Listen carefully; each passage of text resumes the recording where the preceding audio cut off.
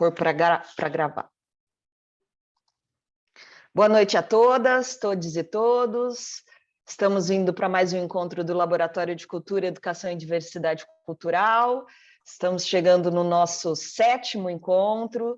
Hoje esse encontro também é especial porque é uma pessoa que eu tenho muita admiração e já aproveito para agradecer em nome do Observatório da Diversidade Cultural, em nome do projeto Pensar e Agir com Cultura e também da Ana Duval, agradecer essa parceria. Muito bem-vinda, Lívia, obrigada por ter topado estar aqui conosco nesse laboratório.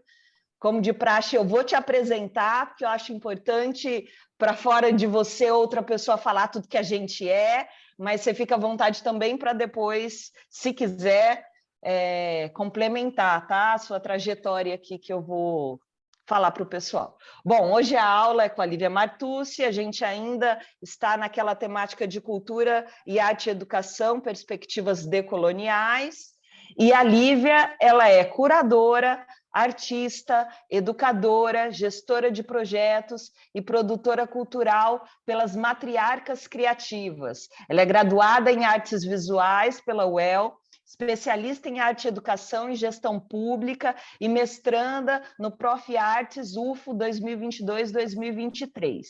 Já atuou em instituições públicas e privadas com produção e gestão artística e cultural. Foi membro do Colegiado Setorial de Artes Visuais do Conselho Nacional de Políticas Públicas, de Políticas Culturais e presidente do Conselho Municipal de Cultura de São Carlos. Atualmente, em diversos projetos culturais nas cidades de Araraquara, Ribeirão Preto, Campinas, São Carlos e Londrina. Tem ampla atuação pela qualidade do ensino das artes nas escolas e em espaços não formais, além de produzir ações coletivas e comunitárias na área da cultura para a primeira infância. É membro do Circuito GRUDE desde 2018, curadora do 16º Território de Arte de Araraquara de 2019 e Gruda Arte Pública de 2021. E também membro do Fórum Pro Cultura da Região Metropolitana, quem eu tenho a honra de dizer que sou parceira junto com a Miriam e, se não me engano, com a Lei, que deve estar aqui presente ou não sei. Mas, bem-vinda, Lívia, muito obrigada. Obrigada por esse encontro e que a gente possa ter mais um encontro de aprendizado e de troca. Obrigada, Lívia, é contigo. Bom, boa noite, gente. Boa noite, Dri. É um prazer muito grande estar aqui. Queria agradecer o Observatório da Diversidade Cultural e o programa Pensar e Agir com a Cultura. Acho que todas essas ações, assim, acho que tem movimentado muito as pessoas, né? E acho que essa oportunidade da gente fazer online também, acho que auxilia essa diversidade que eu vi que tem aqui na sala, de diversas pessoas de vários lugares, né? Então, acho que isso é super importante, acho que a pandemia trouxe isso de bom para a gente, apesar da gente não estar no abraço, né? A gente está aqui podendo trocar e aprendeu a lidar com essa tecnologia, né? Então, acho que bem-vindos a todos, bem-vindes, bem-vindas, né? Nós temos, assim, planejei um percurso aqui para a gente hoje, né, para a gente ir experimentando algumas coisas e se sensibilizando. Espero conseguir fazer uma atividade mais prática, né, porque eu assisti a atividade da Natália semana passada, assisti uma outra atividade acho que foi a segunda. Então, estou acompanhando de longe, mas vendo o que está acontecendo aqui perto para contextualizar um pouco do que eu vou trazer também, né? Para não ficar muito longe das coisas que vocês estão fazendo durante o percurso.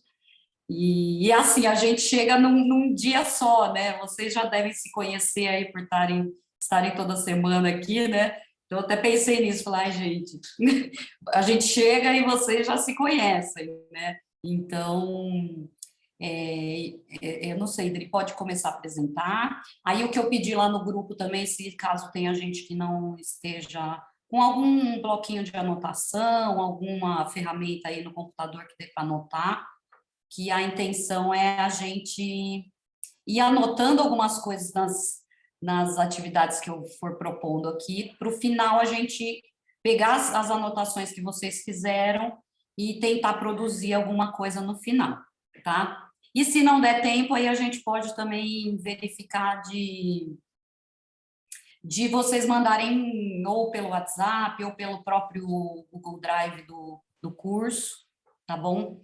Então, a gente pode depois combinar outras formas de vocês poderem trocar também uma coisa mais prática. Eu senti essa necessidade de trazer para vocês, porque, assim, eu sou muito da prática, eu sempre faço, vocês vão perceber aí pela apresentação, eu sou uma pessoa que pesquiso muito, mas pratico muito também. Então, hoje eu resolvi trazer essas inquietações para vocês, tá? Eu tenho alguns espaços que eu preparei aqui na apresentação para a gente dialogar, mas, assim, se alguém quiser levantar a mão, aí não sei, Dri, acho que é melhor levantar a mãozinha, a gente vai acompanhando, ou vocês pedem a fala ali no chat também para a gente organizar, tá? Eu denominei essa atividade como cartografias pedagógicas, cultura, arte e educação, né? Porque eu sou uma pessoa que, assim, hoje eu sou professora da educação pública aqui de Ribeirão Preto, então eu atuo diretamente com educação infantil e o ensino fundamental 1 e 2, né? Então eu sou da educação básica hoje, mas eu tenho um grande percurso na área da cultura e é onde meu coração mora há muito tempo, né? Minha formação é em artes visuais, a linguagem que eu produzo, né? Então vocês vão reparar que a minha atividade ela é muito voltada para as artes visuais. Eu já trabalhei com música, com dança, com teatro, mas é a linguagem que eu mais me adapto mesmo e que eu gosto de produzir e ensinar são as artes visuais. E aí eu vou querer ir conversando com vocês, tá bom? Pode passar, Adri. Aí eu gosto de falar que recentemente eu me vi pensando essa questão, né? Que eu sou uma arte educadora popular, né? Devido muito ao nosso grande mestre Paulo Freire, que eu tenho muito apreço e na maioria das coisas que eu faço e nas minhas atuações, eu sempre tenho ele como referência, tanto da parte educativa quanto da parte cultural, né? E recentemente eu conheci a Noêmia Varela, que foi também uma grande educadora que trabalhou com Paulo Freire e que foi a mulher responsável por incluir a arte em todo o processo também do método Paulo Freire.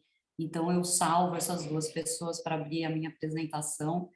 Vale a pena uma busca pela Noêmia Varela, que ela é muito interessante.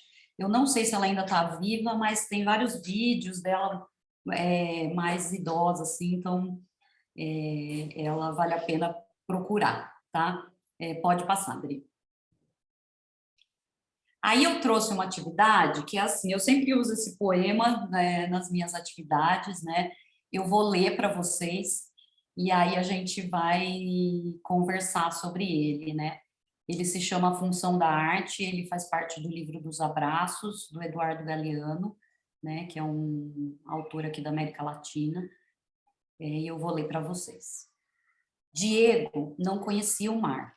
O pai, Santiago Covadondoff, levou-o para que descobrisse o mar. Viajaram para o sul. Ele, o mar, estava do outro lado das dunas altas, esperando. Quando o menino e o pai enfim alcançaram aquelas alturas de areia, depois de muito caminhar, o mar estava na frente de seus olhos.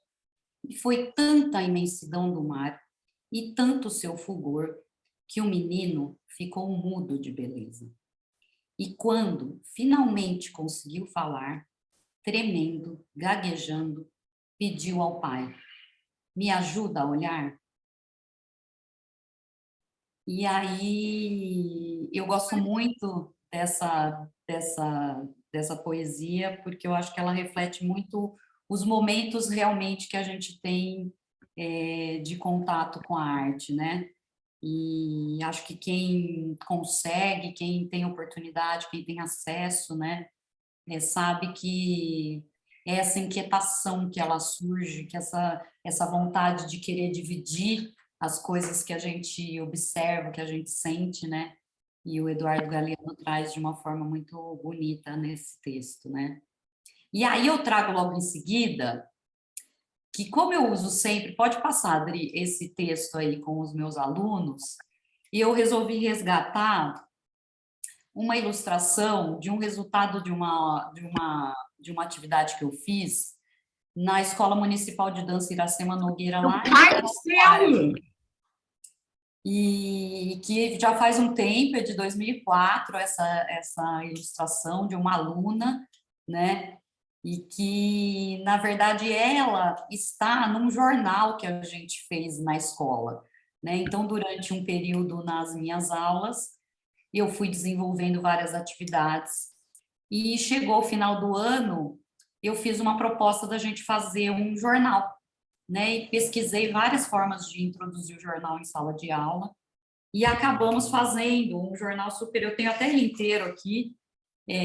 O nome a gente fez votação na escola, então todos os alunos votaram no nome, votaram nas propostas de nome, depois das propostas fizeram outra votação para dar o nome para o jornal. A gente teve uma ajuda do designer da prefeitura para poder editorar, né? Mas o conteúdo todo foi feito pelas crianças. Então, tem entrevista, tem matéria sobre as mães da escola que costuravam para fazer as fantasias, ou até costuras das próprias roupas das crianças para apresentarem, ou, né? Então, foi uma atividade muito legal que eu quis trazer para vocês, porque eu acho muito incrível essa ilustração, essa história em quadrinhos que a criança acabou fazendo, né? Que principalmente a parte de baixo, ela vai trazendo esse horizonte sendo conquistado, né? Então ela tá com o pai, vamos para ver o mar, ela não conhecia, e põe o tempo que isso delongou, né? E aí a imagem traz ali o pai e a criança caminhando para ver o mar, né? Então, eu gosto muito desse HQ, porque eram crianças de 9, 10 anos, no máximo 11, e não tinha uma orientação nas minhas aulas. Sempre eu gosto de deixar as crianças mais à vontade no sentido de interpretar a proposta de acordo com o repertório que ela tem, né? Então, eu trouxe esse exemplo até de trazer também uma questão de como fazer jornal na escola ou nos projetos culturais que a gente tem, né? É antigo, tanto eu pensei, nossa, impresso, ninguém mais faz impresso, todo mundo faz muita mídia social, né? Mas eu acho que também é importante a gente trazer a materialidade para as coisas, né? E aí, partindo já aí para o vídeo, eu trouxe uma entrevista do Miguel Arroio, que eu conheci o Miguel Arroio num curso que eu fiz, que eu infelizmente não consegui terminar, e que é um pouco do conteúdo que eu estava falando agora de qual que é o repertório das pessoas, das crianças, no meu caso hoje, né? E do nosso repertório, né? O que a gente traz, como que é a sociedade, como que a gente trabalha essas questões pedagógicas, ou nos projetos que a gente já tem, ou nos projetos que a gente quer fazer, né? E ele é uma pessoa que... Esse curso que eu fiz era de educação e pobreza. Foi um curso maravilhoso. Eu até lembrei muito de um outro vídeo que eu assisti, mas eu não consegui procurar, não consegui achar esse vídeo. E era um curso que era específico para a equipe escolar que atendia os usuários do Bolsa Família, né? Então, a gente acabava tendo uma formação de o que é a pobreza, né? O que é trabalhar com a questão do acesso dessas pessoas na escola, o que é o significado da escola para as pessoas que às vezes a única alimentação que vai ter na escola, né? O único lugar às vezes, seguro que ela vai ter na escola, né? Então eu vou deixar o Miguel Arroio falando um pouquinho aí para a gente também ir pensando sobre essas coisas. Então eu trouxe vários drops assim, gente, de coisas que para a gente ir abrindo algumas janelas, alguns caminhos e ir refletindo mesmo, tá? Então pode pôr o vídeo, Dri.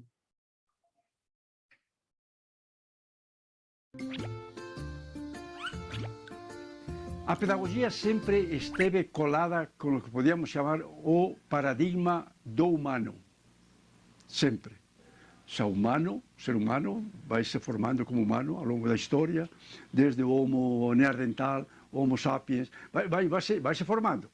Mas a pedagogia nunca deu muita atenção ao que poderíamos chamar o processo de desumanização.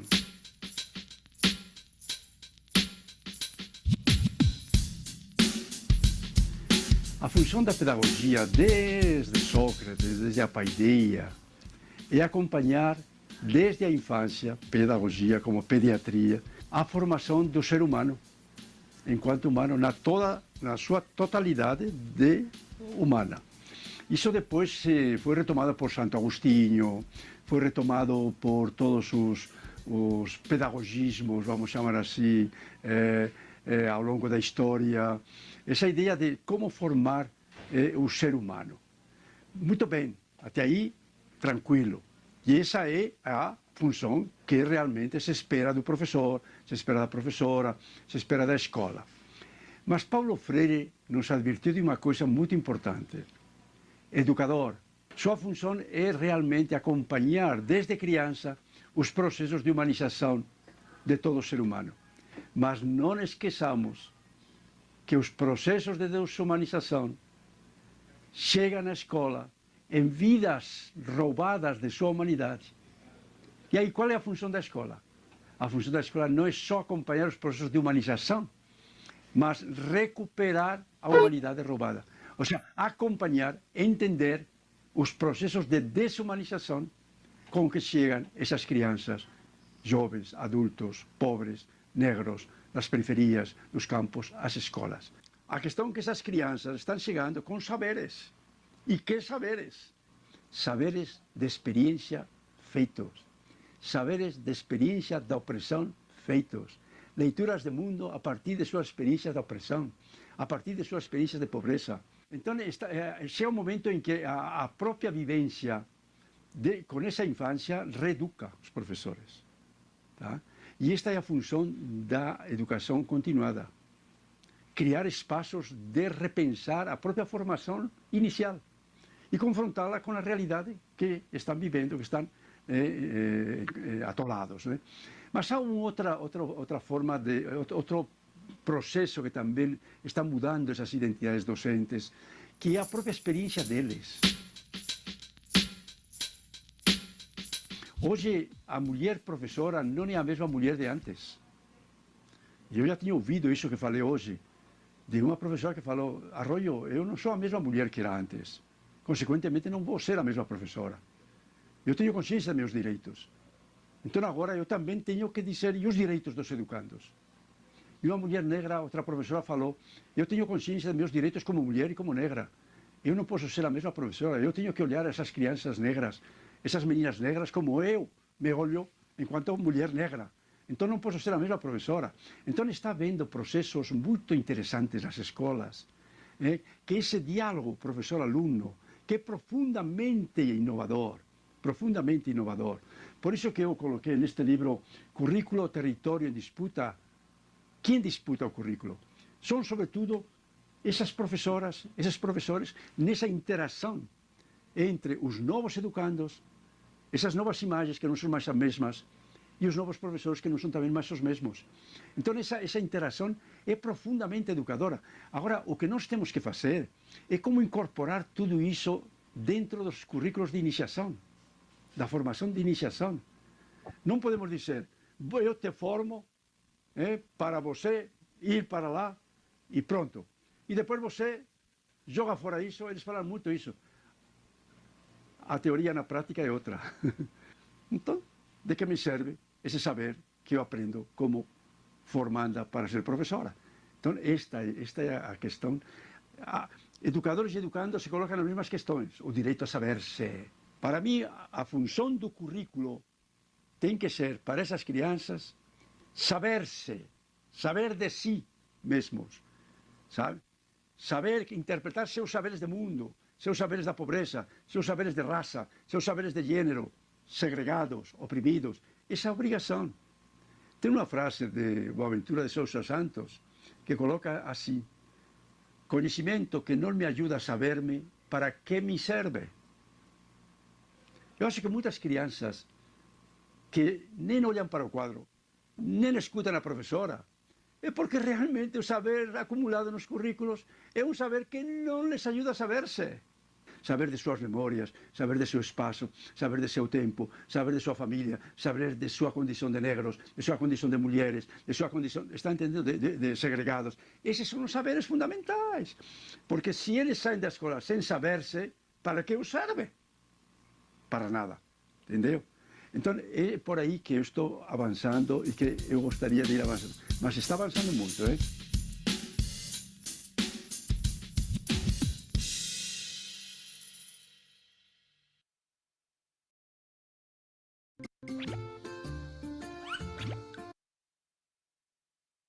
Bom, gente, eu adoro o Miguel, apesar dele não falar muito do papel da cultura, né, e falar muito da escola, né, da pedagogia, né, eu acho que ele traz questões aí, principalmente nesse curto pedacinho que ele traz para a gente, né, do quanto é importante a gente saber ser antes de poder ter outros conteúdos que às vezes hoje não são tão importantes, né? E que qual que é o papel da educação? E aí é aqui que entra a parte que eu gostaria que vocês fossem respondendo isso através dessas sensibilizações que eu estou trazendo, né?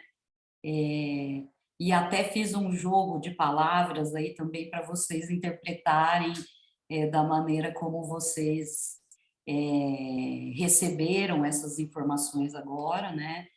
Então, se cultura é educação, o que a cultura quer da educação, né? E aí, a partir da sua própria experiência também, porque eu acho que a gente tem uma diversidade aqui de papéis, acho que bem grandes, né?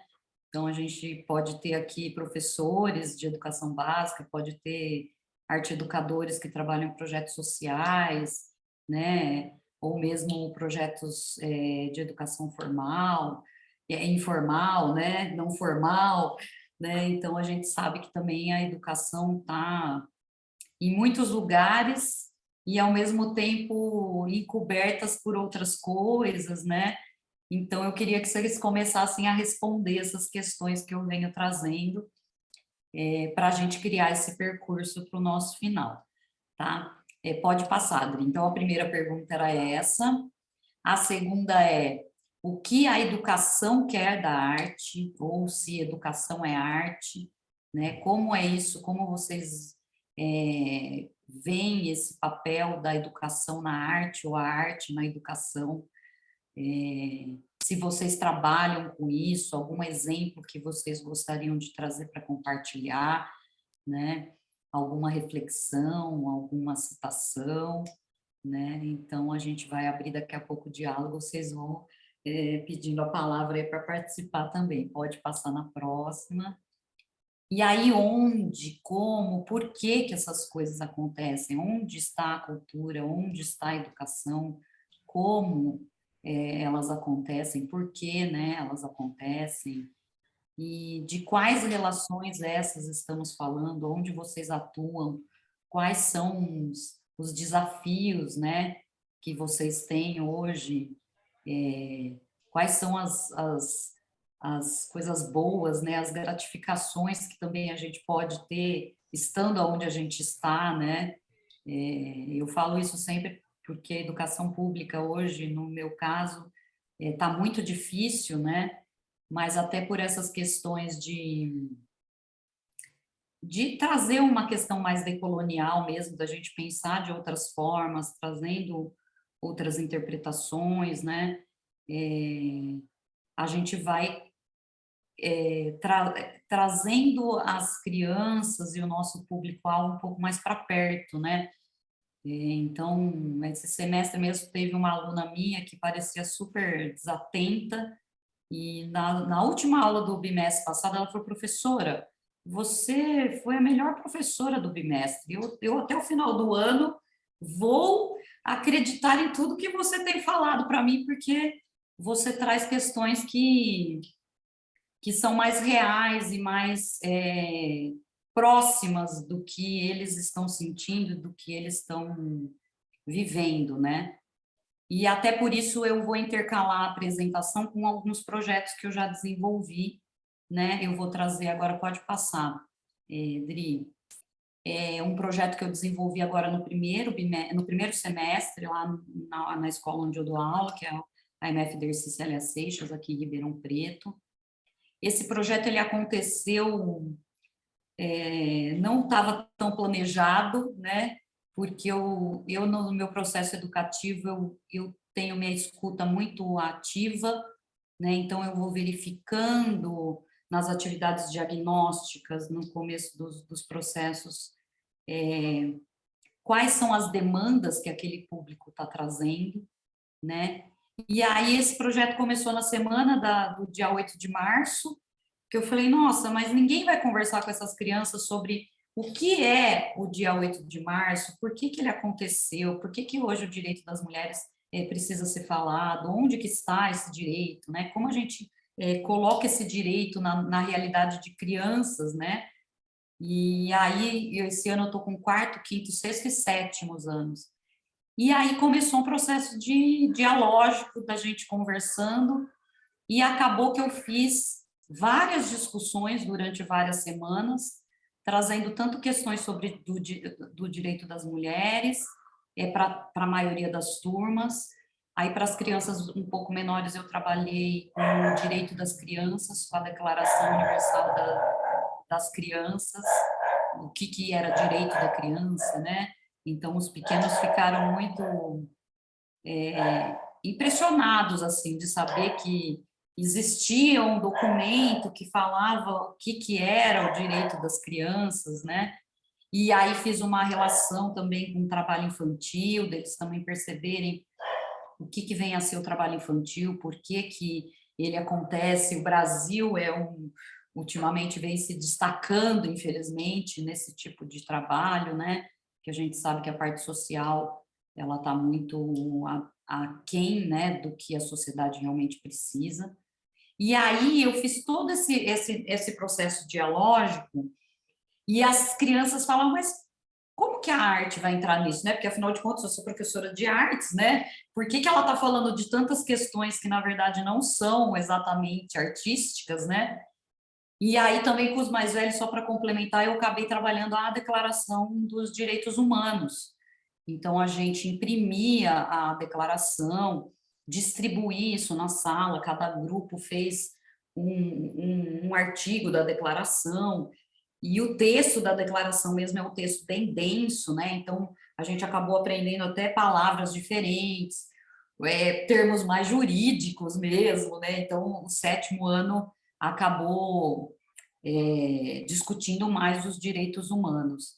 E aí eu acabei fazendo uma apresentação de vários artistas para eles, que eu pincei algumas coisas aqui, que não é exatamente o que eu passei na aula, mas eu trouxe para vocês também entenderem que a diversidade cultural, ela pode ser mostrada de uma maneira também, claro que formal, através da declaração, mas você trazendo imagens, né, que é o meu caso das artes visuais, você consegue, indo na sutileza, interpretando e conversando com, no meu caso, crianças, mas isso estou trazendo agora para a gente discutir aqui também, né?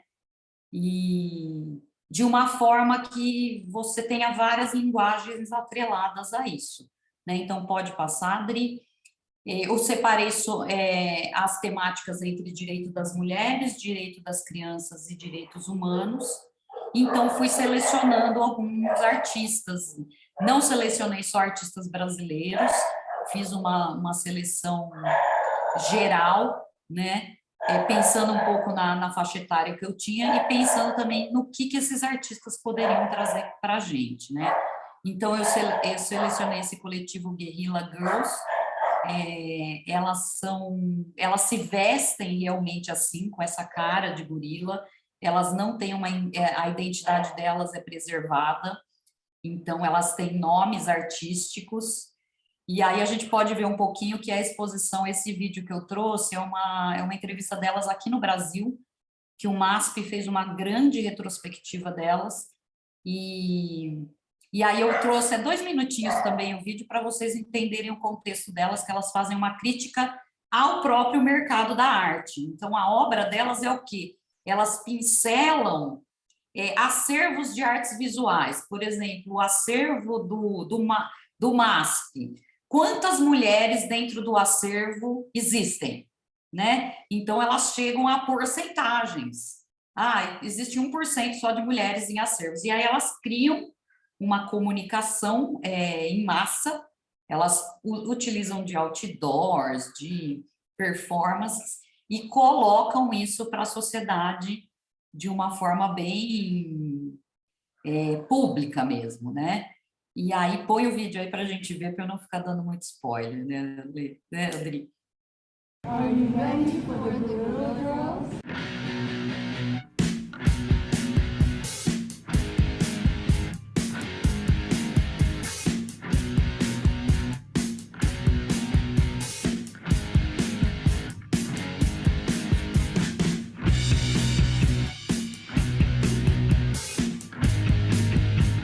I'm Frida Kahlo. I'm Katja Kollitz. I'm Diego Vega.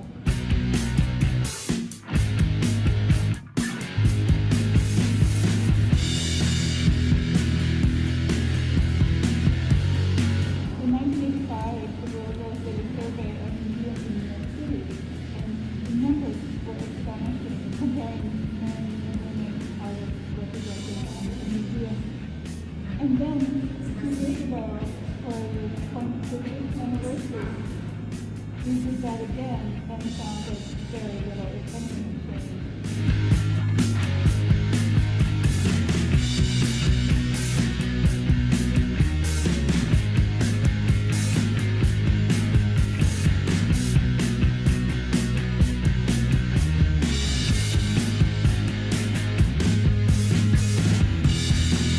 We think that the art world, in many ways, is a reflection of what's wrong with the rest of the world. And we can humiliate it, shame it, and if we can't change it, it must make it feel really bad.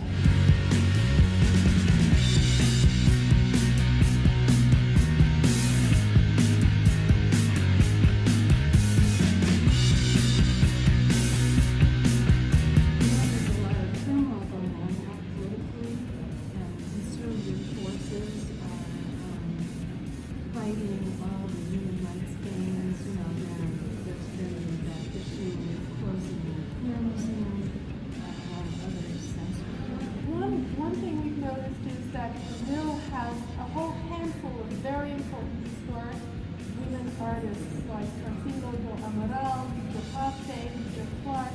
That's something we should all be proud of and build around and use that as a reason why women and artists of color have to be included in the history of their culture. Otherwise, it's just the history of white male power.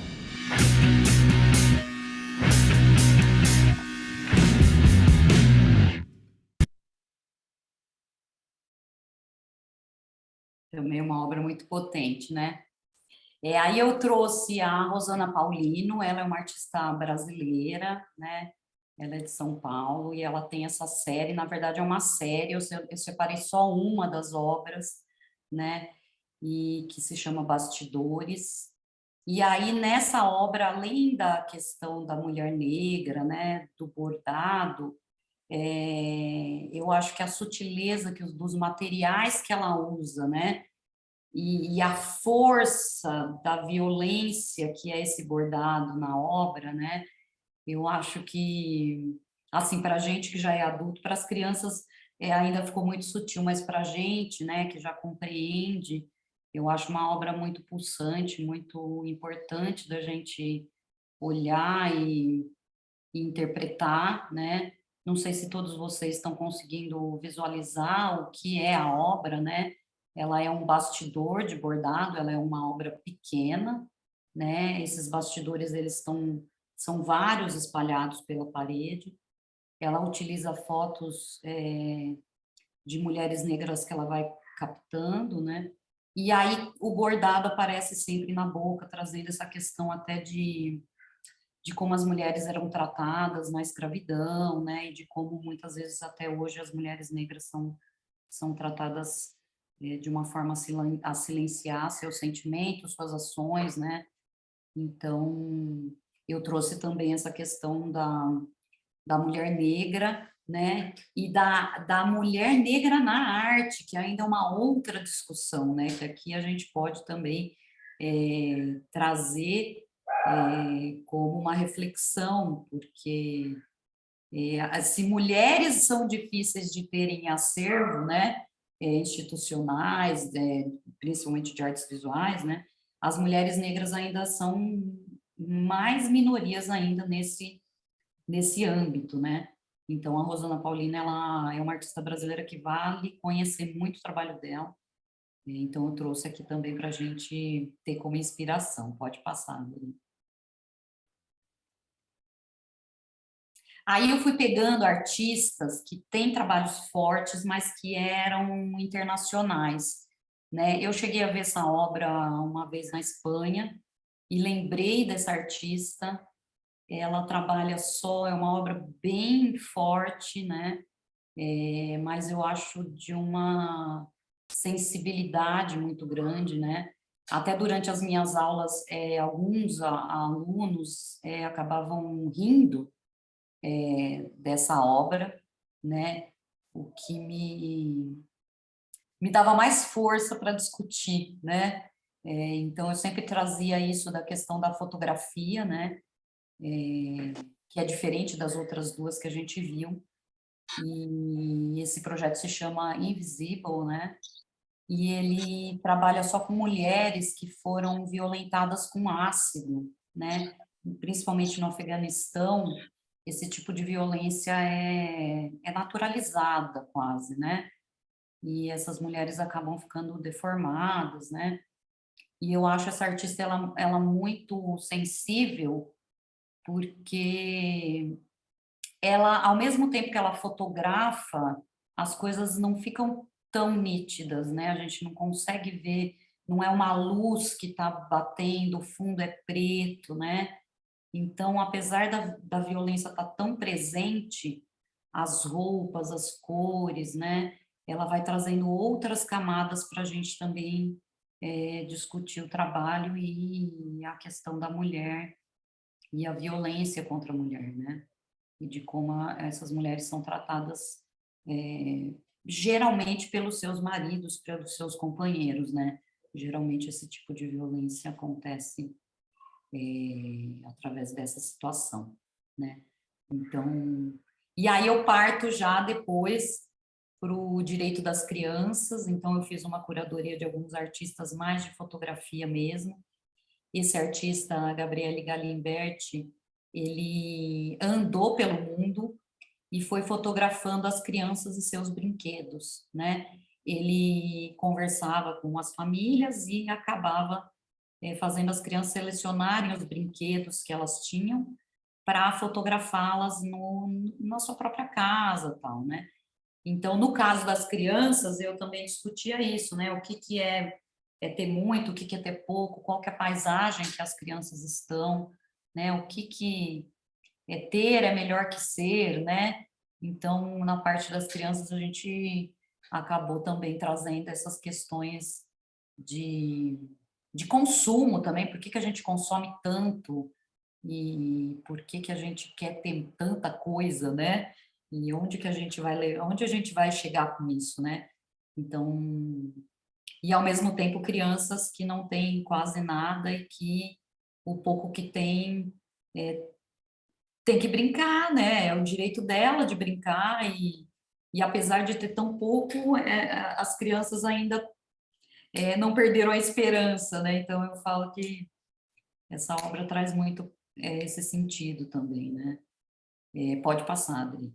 E aí eu trago essa artista que é sul-coreana, eu até pus essas duas fotos rosa, porque nessas duas fotos são a mesma menina em épocas diferentes, né? Então, depois, se vocês olharem a obra dela, eu selecionei só essas duas, ela tem várias obras onde ela fala o quê? Ela vai até a casa das crianças e seleciona os objetos rosa para as meninas e azuis para os meninos, né? E aí, quando você tem esse resultado, é uma coisa impressionante, né? De que, às vezes, a primeira foto ali parece que a menina tem uma boneca, né? Porque parece que ela não existe ali, de tanta coisa que ela tem. E aí, depois de alguns anos, praticamente não muda, né? Alguns objetos ainda estão ali, mas ela ainda está soterrada nesse consumo exacerbado de tanto da cor como de produtos, né?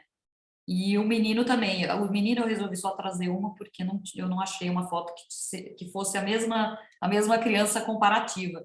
E no projeto dela ela acompanha mesmo. Tem crianças que ela foi acompanhando durante vários anos até elas ficarem adolescentes, né? Diminui um pouco, mas não muito, perto do resultado que ela tem obtido aí na pesquisa visual dela, né?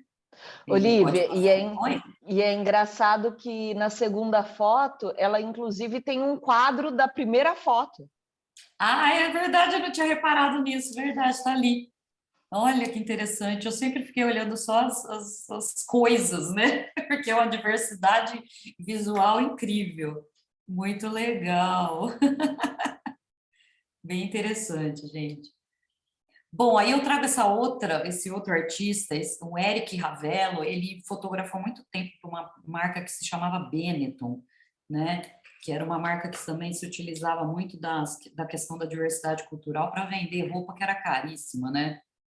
E ele fez essa série que se chama Intocáveis, que eu acho maravilhosa, é forte, mas é muito importante a gente pensar sobre essas imagens que ele traz, né? Que é a violência que as crianças sofrem com os seus opressores mesmo, né? E hoje ele tem feito uma obra, se vocês acompanharem o trabalho dele, essa obra já é um pouco mais antiga, que ele traz alguns políticos mesmo, né? Acho que tem o ex-presidente dos Estados Unidos sentado numa bomba.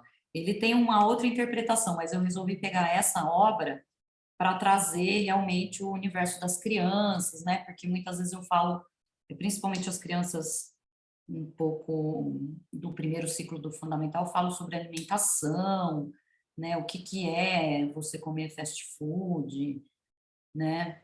E qual que é principalmente esse do McDonald's, eles sempre se reconhecem um pouco nessa, né? Alguns, claro, eles ficam mais em dúvida, porque a relação às vezes não é tão clara, né, para criança principalmente, mas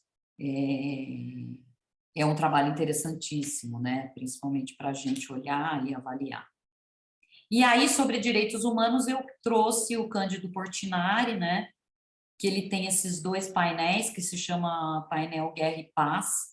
Essa foto é uma foto da exposição que fizeram no Memorial da América Latina. Eu gosto dessa foto porque ela dá uma dimensão da obra, né? Então, ali embaixo a gente vê o tamanho das pessoas e em comparação ao tamanho da obra. E essa obra, na verdade, ela está sediada em Nova York, na ONU, na sede da ONU, onde acontecem todas as reuniões. E durante o governo Lula, acho que foi, eles conseguiram, o filho do Portinari conseguiu trazer essas obras para o Brasil para fazer uma restauração. E nesse processo de vir para o Brasil, eles conseguiram expor essa obra em outros lugares. Então, essa foto é de quando a obra estava no Brasil, recentemente. Mas essa obra ela foi construída logo depois da Segunda Guerra Mundial, né? Então ela tem depois se vocês procurarem, ela tem vários significativos, tanto na guerra quanto na paz. As imagens são muito legais, muito interessantes de pesquisar mesmo. Todo o trabalho do Portinari para a construção dessa obra, né? E eu acho que, assim, esse tamanho de obra é uma coisa que deixa a gente muito pequeno mesmo, que eu acho que era o que a humanidade sentia isso na época, né? E acho que a gente sente isso com resquícios até hoje, né? Tinha outros artistas, mas eu dei uma enxugada, gente, até porque eu já tinha previsto, assim, de fazer mais ou menos 1 horinha para essa primeira parte, né? E agora eu vou abrir para diálogo, para a gente conversar sobre esse conteúdo que a gente viu. Gostaria muito que vocês participassem, discutissem, trouxessem impressões, colocações, e é isso. Alguém quer falar alguma coisa? O que vocês estão achando? Fiquem à vontade. Eu posso começar, então. Boa noite, Lívia e turma. Nossa, eu gostei muito principalmente das últimas obras, né? Que você trouxe aí nesses últimos 10 minutos, assim. Eu lembro na época que foi até um pouco escandaloso, né? Talvez uma moral mais conservadora, as fotos eu esqueço o nome dele, mas do fotógrafo, né? Porque a que mais me parece que circulou foi aquela do padre, né? Ou a figura cristã ali, católica, né? De costas e o menininho, né? O branquinho na frente, né? Que aí, claro, né? Mexe em uma série de questões relacionadas às tradições e morais, né? Da igreja cristã católica, né? E aí, mas no início lá que tem a ver com as obras, mas no início, quando você trouxe o texto do Galeano, me veio, assim, de imediatamente um outro texto que é do Vargas Llosa, da literatura, que ele tem um texto, né, defendendo a arte, a literatura, e nas palavras dele ele diz, a arte existe porque a realidade, ela não basta, né, a vida, ela não basta, a gente precisa criar de alguma coisa. E nesse mesmo sentido, nesse caminho, eu tenho, né, como atriz também, artista, professora de artes, né, produtora, gestora cultural, eu estendo isso para a cultura, né, para as diversidades culturais todas que a gente tem. Que a vida é realmente essa realidade nua e crua no cotidiano, por mais, como diz o Caetano Veloso, né, é maravilhosa a realidade, né? Isso que muitas vezes me enlouquece, me dá gás, mas assim, por si só ela não basta. Então a gente precisa criar, inclusive, outras realidades, fazer outras projeções para o futuro de realidades que nem existem ainda, né? E muitas vezes o papel da cultura e da arte é disputar um futuro, né? O imaginário desse futuro, assim. E qual o papel da educação nisso? Todo o papel, né? Se a gente não, como diz o Paulo Freire, a gente não se educa sozinho, né? A gente se educa em comunidade. E é através justamente dessas práticas comunitárias, né, de cultura e de arte, que eu vejo a educação acontecendo, assim, né? E de uma forma que impacte mesmo na vida cotidiana das pessoas, né? Que esses direitos culturais consigam ser assegurados na vida cotidiana, assim, da gente. Né? Enfim, isso que me remeteu de início.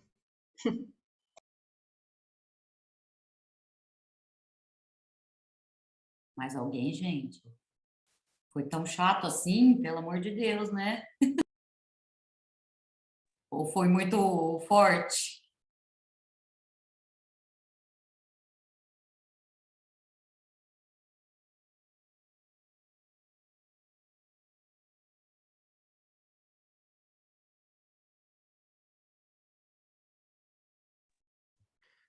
Olha, eu queria mais ouvir do que falar, mas diante do silêncio. Sabe o que me comoveu bastante, Lívia? Eu já dei bastante aula, sala de aula formal, faculdade, né? Mas com criança, com adolescente, muito em cursos extracurriculares, né? E ao longo do tempo, assim, vendo a decadência estrutural da educação no Brasil, assim, uma tristeza, vendo os recursos indo embora, os professores desamparados. E aí, quando você coloca a tua experiência em sala de aula, para mim foi muito forte porque eu falei assim, nossa, alguém que não desistiu, alguém que está assim com primor com as crianças, né? Dando o seu melhor, isso me emocionou muito. E eu fico imaginando assim o resultado que você teve dos diálogos com os pequenos, né? É um espaço que eu não sei se é fácil, não sei se você tem 30, 40 crianças em sala de aula, o quanto você está conseguindo do silêncio, da atenção, porque a gente sabe que as condições são muito adversas, mas é isso que mais me chamou a atenção. Muito legal.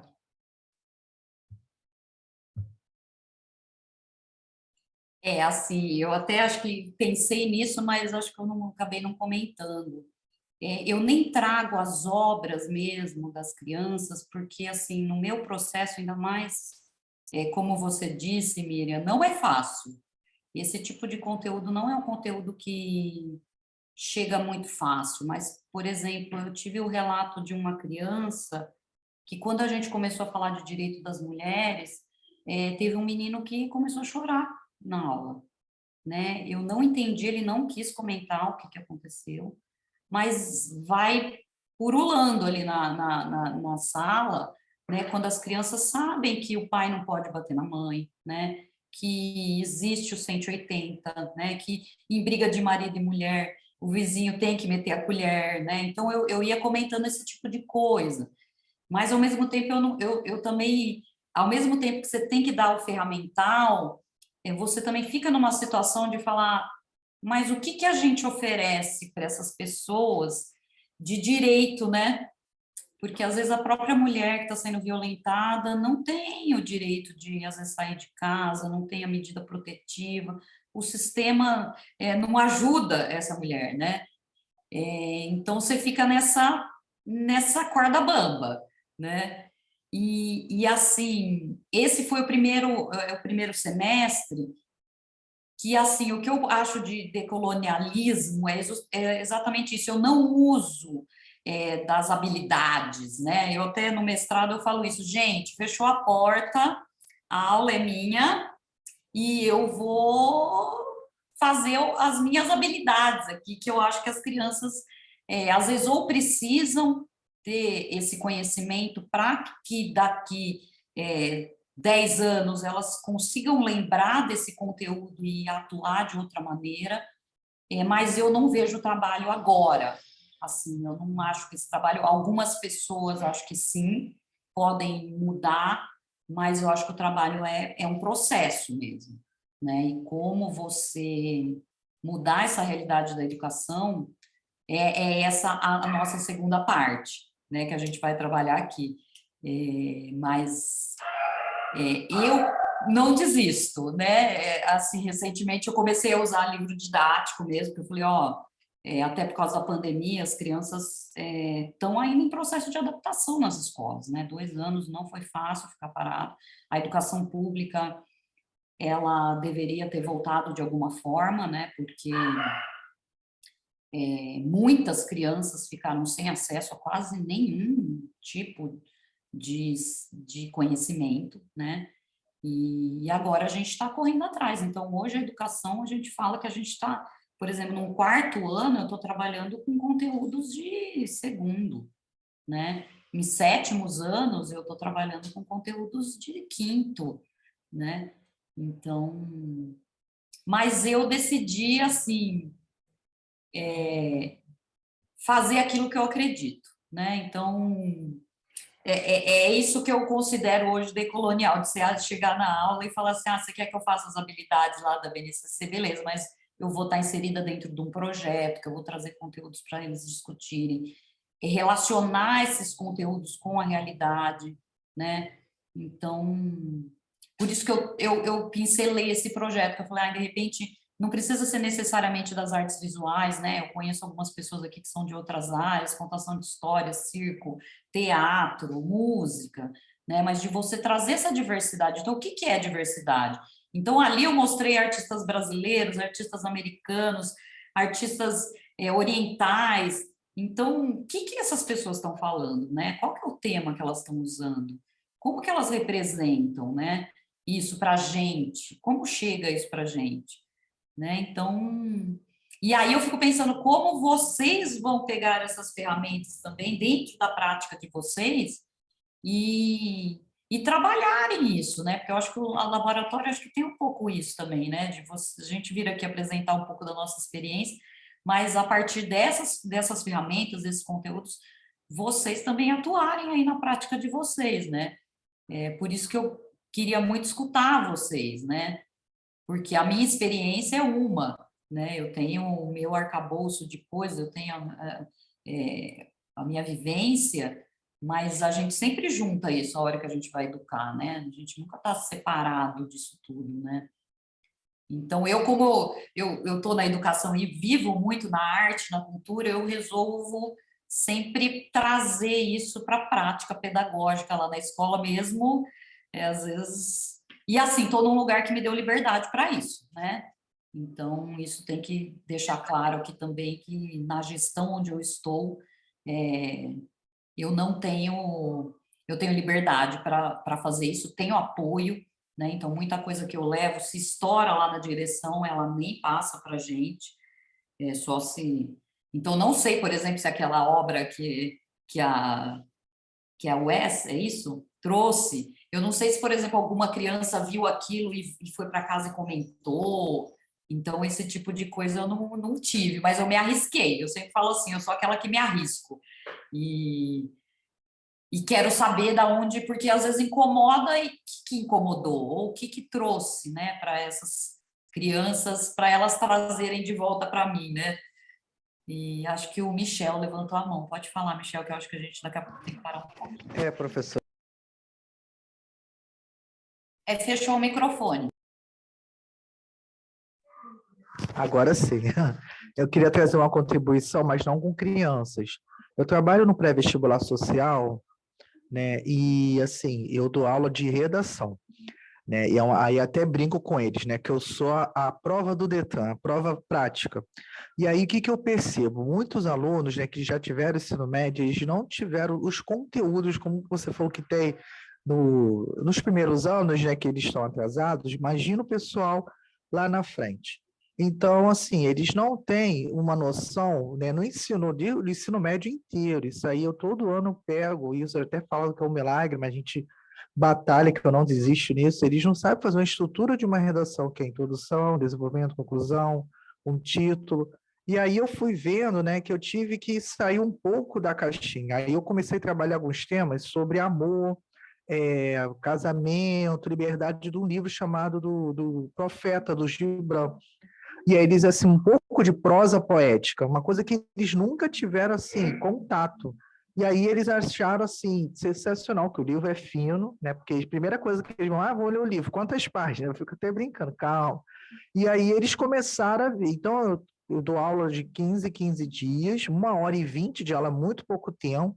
Desde fevereiro, eles não escreviam 30 linhas, era só 2, 3, e hoje, né, que agora está chegando a prova do Enem, eles estão pelo menos conseguindo escrever uma redação com introdução, 4 parágrafos, título, e estão tendo o arcabouço, coisa que eles não estavam tendo. Eu falei para ele, olha, vê editoriais de jornais que está ali, então a gente vai saindo da caixa. Então, o que ocorre, né, que eu penso, o conteúdo é um modo que você tem que apresentar, e às vezes o colégio, a formação, vou botar formal, não sei se tem tempo, se tem no currículo, ou seja, eles não conseguem apresentar, mas eles veem em todo momento. Então, a gente do pré-vestibular social, a gente apresenta os temas, mostra como que vai ser na faculdade daqui em diante, e que pode cair qualquer tema. E a gente trabalha muito a questão da arte, né, em si, que é tudo transversal. Então, esse problema que a senhora está falando, que é do começo, a gente pega lá na ponta, né? Lá na ponta do pré-vestibular social. Aí eu queria colocar esse relato aqui para vocês, que, assim, você não está sozinho, a gente está na luta junto. É isso, gente. Eu gosto de subverter os processos, sabe, gente? Agora, por exemplo, eu fiquei um tempo trabalhando com livro didático, até porque depois desse projeto eles não estavam se comportando muito bem, então eu falei, agora nós vamos ter a aula que nem vocês têm com os outros professores, né? Que é ler o livro, às vezes responder as perguntas dos livros, né? Então, eu fiquei um período depois desse projeto fazendo aula assim. E agora, eu estou retomando um projeto anterior meu que é muito baseado na autonomia das crianças. Então, hoje eu estou separando eles em grupos, e eles vão pesquisar os conteúdos que eles querem, vou dar um escopo geral, e eles vão me trazer os conteúdos para a gente conversar. E aí eu expliquei isso, principalmente para os 7º anos. Ó, gente, o conteúdo vocês que vão trazer. O livro vai servir só de apoio, e vocês vão me trazer para a gente conversar em sala. E estou começando a usar um pouco mais a parte digital da escola, que tinha Google Classroom, então eu falei, vamos trabalhar algumas coisas com a internet, um pouco em casa, se eles puderem, mas trabalhar também na escola. Então, eu fiquei até pensando quando a Ana e a Adriana me convidaram, falei, gente, mas essa parte decolonial, eu não sou que nem a Natália, que traz essa questão afro, né, que ela se posiciona de uma maneira super bonita, adorei a atividade dela, eu acho que é importantíssimo tudo que ela trouxe, mas eu trabalho a decolonialidade de uma outra maneira, né, de uma forma, claro, europeia, porque eu não vivo essa realidade, né? Mas assim, que nem a Miriam trouxe, né? Com a esperança de que, enquanto eu estiver ali na educação, eu vou ter o meu papel social cumprido e já tenho frutos, assim, alguns alunos que já passaram por mim e que hoje estão na faculdade e às vezes retomam, as suas aulas foram importantes, né? Porque eu sempre trouxe essa questão para os meus alunos. Eu sempre fiz, às vezes, o que a gestão queria, né? Porque quando a gente está numa instituição, a gente às vezes precisa, mas sempre saía pela culatra e fazia algumas coisas que era necessidade deles. Então, em São Carlos, quando eu atuei, eu fiz um projeto muito grande com homofobia, que era uma questão que estava muito presente no cotidiano deles.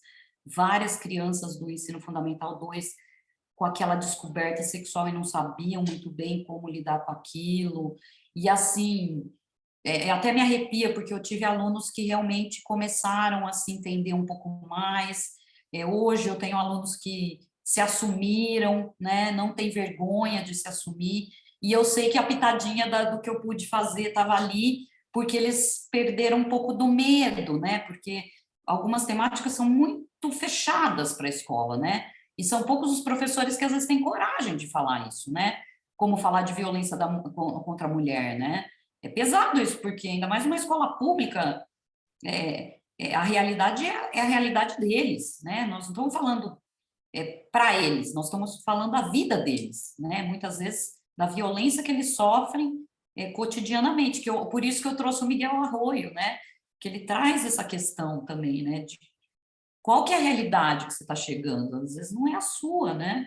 Às vezes você tem que entender qual que é aquela realidade, às vezes, da falta da comida, da falta do carinho, da falta de atenção, né? E isso, assim, eu estou numa escola pública, mas eu penso também em outros projetos, o seu espetáculo, quando você vai fazer, qual que é a população que você está atendendo? É uma população que teve acesso ou é uma população que, às vezes, não tem acesso e você está levando aquilo e como vai chegar, né?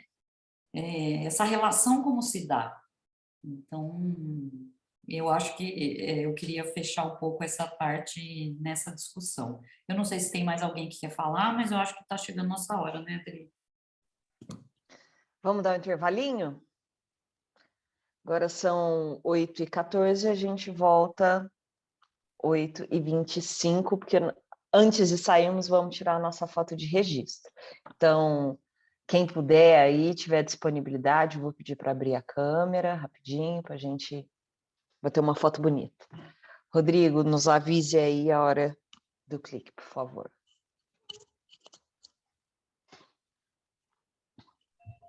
Sorrisos, sorrisos.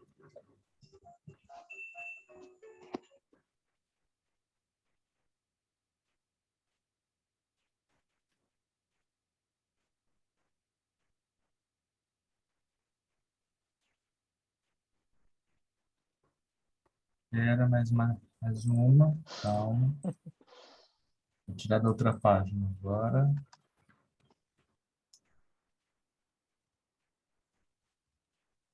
Pronto, pronto. Maravilha. Bom, é isso, gente. 10 minutinhos de intervalo, a gente retoma daqui às 20h25. Chamo vocês aqui.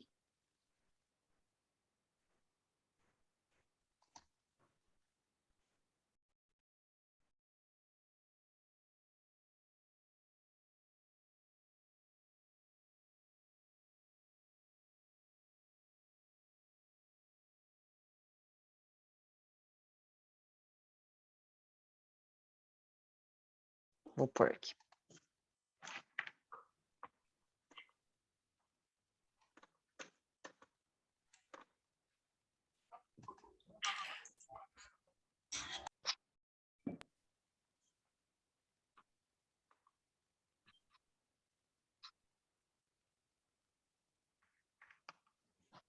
Acho que é a próxima. Peraí. Bom, gente, acho que só para a gente retomar um pouquinho, a primeira parte eu resolvi trazer um pouco sobre realmente diversidade cultural e as questões um pouco decoloniais, né? Principalmente em relação à abordagem na educação, né? Mais formal, principalmente, mas que pode ser também utilizado em outros tipos de ações educativas, né? Caralho! Agora, eu vou trazer uma questão mais voltada para a arte mesmo, né? Que é a formação que eu tenho e que eu trago. Então, eu vou trazer esse vídeo da Ana May Barbosa. Ela é uma referência, ela foi aluna da Noêmia, que eu citei lá no começo, e ela é uma das grandes arte educadoras do Brasil, né? Ela está viva ainda, trabalhando, e esse vídeo é muito interessante, que ela fala sobre algumas coisas muito interessantes que às vezes a gente vai se ver em muitas falas dela. Pode pôr, Adri. Ensino como transmissão, para mim, não se ensina nada. Você provoca experiências. E é através da experiência que a gente vai aprendendo e vai separando o que é essencial do que é acidental.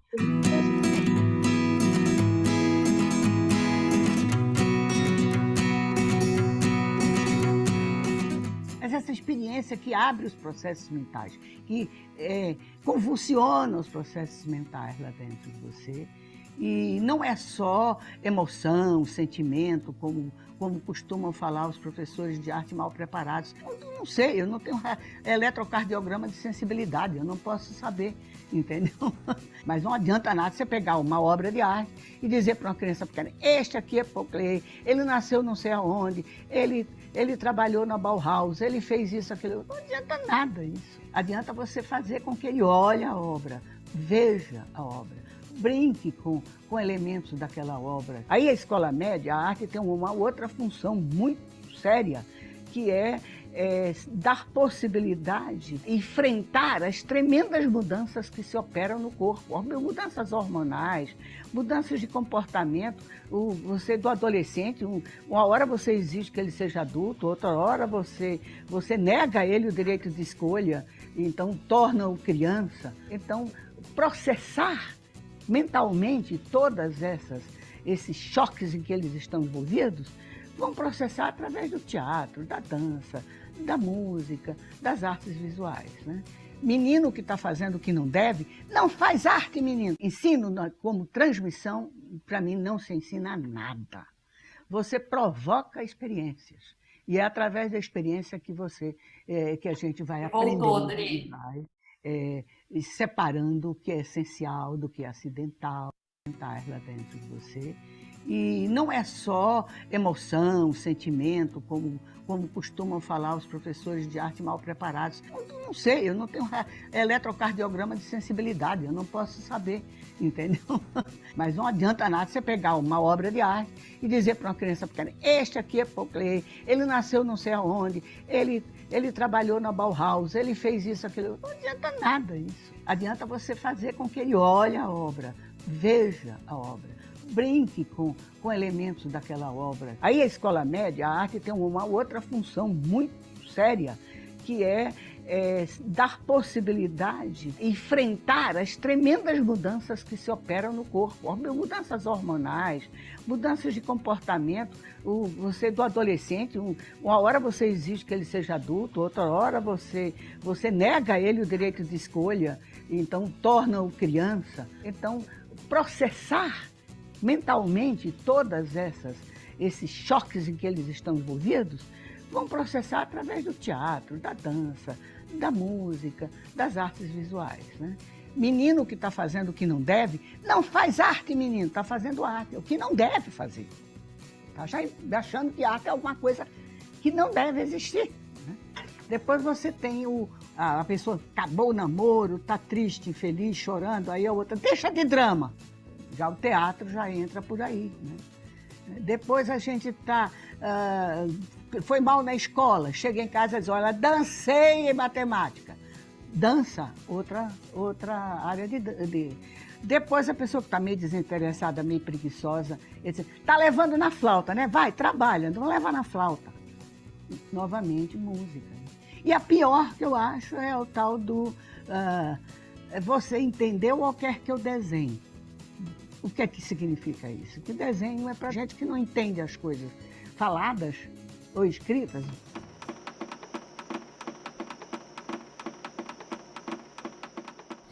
O processo de decolonização é cotidiano, é preciso uma discussão mais ampla, interdisciplinar, para a gente perceber os processos de colonização. Você veja bem, a periferia de São Paulo, culturalmente, é extraordinária. Eles estão criando, forçando as portas das instituições. Esse pessoal, esses jovens, já foram educados na nova linha de arte e educação. A linha anterior, a linha modernista, era extremamente expressionista. Era assim, era o tirar de dentro. A arte para eles era o tirar de dentro. Se expressar. Tudo bem, é tudo isso, arte. Isso o expressionismo mostrou que funciona. Mas, além disso, o que faltava era uma coisa que o modernismo proibia. Era a imagem da arte na sala de aula. Esses jovens já foram formados nesse pós-modernismo que trouxe a imagem para a sala de aula, para ser analisada, para o aluno formar a sua iconografia. E aí aprendi muito no Recife, com pessoas que valorizavam a cultura local. Às vezes eu penso, de onde vem essa... Não tem ninguém na minha família que tivesse fascínio pela cultura popular. E eu fico pensando, eu não sei ainda direito de onde vem. Eu sou produto da minha educação. A minha educação foi toda voltada para valorizar as coisas europeias. E a minha avó, que foi fundamental na minha vida, ela era europeizante mesmo, né? O povo sente que a arte é dominado pelas elites. A arte não é de elite.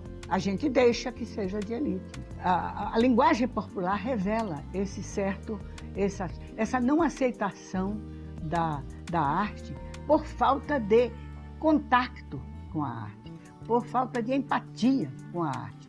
E só a educação pode dar. Para todos, só a educação pode dar.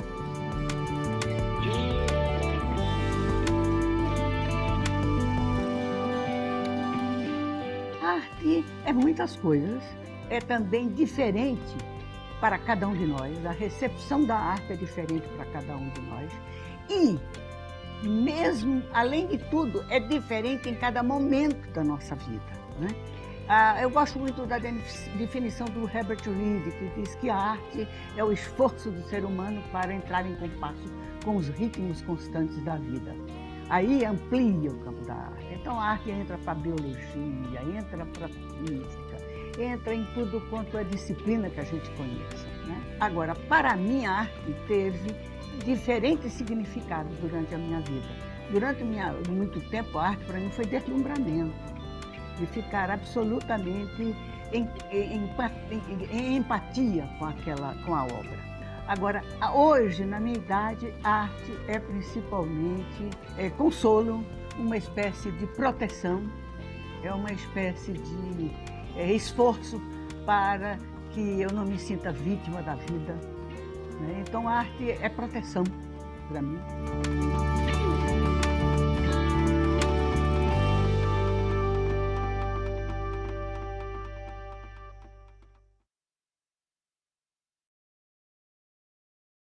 Bom, aí eu estou propondo um outro exercício depois do vídeo, tá, gente? De o que é arte para vocês, né? Da onde vocês falam, o que vocês acham que é, né? Pode passar, Adri. De onde a arte vem, né? É um dom, a gente aprende, né? Se você educa os seus sentidos, se você tem percepção deles, né? E quais linguagens você utiliza para expressar os seus sentimentos?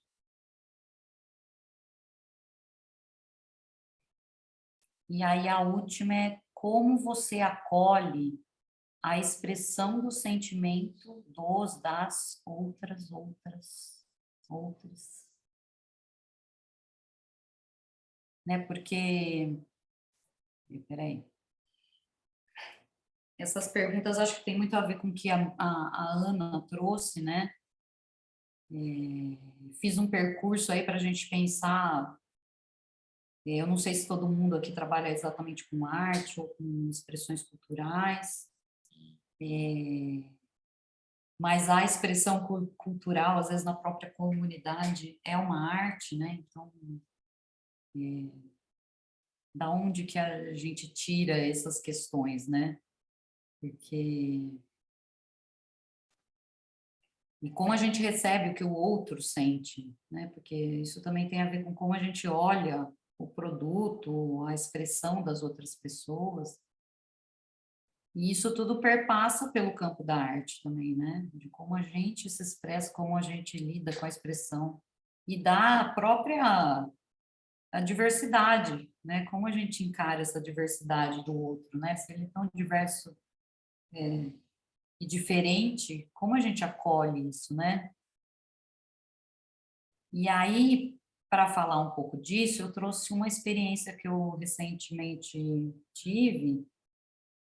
Pode passar, Adri. De um projeto que foi selecionado pelo PROAC Lab 51, lá em 2021. A gente foi selecionado em 2020, fizemos 2021 e comecinho de 22, né? Que é o meu último projeto, né? Que virou minha pesquisa de mestrado. Por incrível que pareça, quando eu escrevi o projeto, eu pus num objetivo específico que esse projeto tinha a intenção de virar uma pesquisa acadêmica e, na verdade, acabei contemplando todos os objetivos do projeto que eu tinha me colocado. Foi muito legal isso. Além do projeto todo, hoje eu tenho pesquisado tanto o processo da curadoria, porque foi um projeto que eu selecionei 10 artistas do território nacional para colarem lambi-lambis, que é uma técnica de cartazes de arte urbana, nos muros da escola que eu dou aula, né? E aí a gente fez algumas ações educativas, virtuais, porque a gente ainda estava voltando da pandemia presencial do ano passado, né? Fiz a colagem dos lambis no muro daqui de Ribeirão, que até vou passar um vídeo aí bem caseiro, mas dá para ver um pouquinho do resultado. E agora eu estou finalizando um material pedagógico baseado nas poéticas dos artistas, que vão ser distribuídos para os professores de arte aqui da prefeitura, principalmente, meus colegas, né, para eles usarem esse material didático nas suas práticas. E também distribuído um pouquinho, vai sobrar um pouquinho para a gente distribuir para algumas outras pessoas. Depois eu posso até mandar para vocês, quando estiver disponível. Então, vamos ver o vídeo, depois eu mostro as obras e explico um pouquinho. Vou fechar aqui.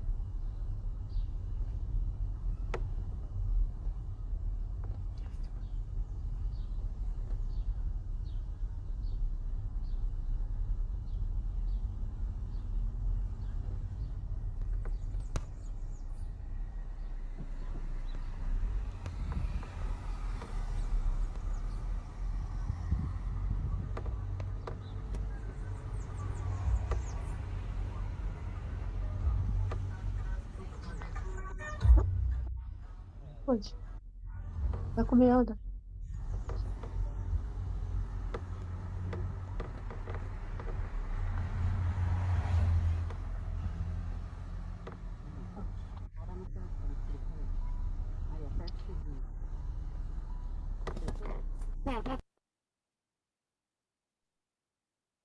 Não sei se deu para... As obras em si não dá para ver muito bem, porque precisaria ter parado em cada obra, né?